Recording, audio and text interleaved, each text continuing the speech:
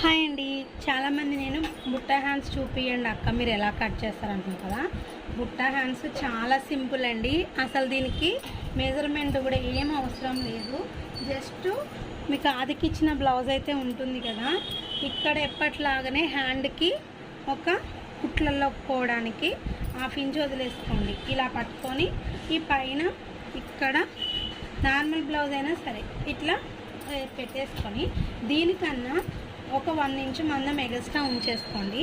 ఇక్కడ నుంచి షేప్ తీసుకుంటూ ఇలా షేప్ తీసుకుంటూ ఇలా డాట్స్ పెట్టేసేయండి. ఇంతేనండి. బుగ్గ హ్యాండ్స్ చాలా సింపుల్గా మీరు అనేది మార్కింగ్ అండ్ కటింగ్ చేసేసుకోవచ్చు. ఇగో చూడండి, ఇగో ఎలా అయితే మార్కింగ్ చేస్తారో అలా కట్ చేసేసేయండి. దీంట్లోనే ఇప్పుడు మనం ఇది బాహుబలి హ్యాండ్ అండి, కింద పట్టీ వస్తుంది కదా, దీంట్లోనే మీరు ఇప్పుడు నేను కొత్త మోడల్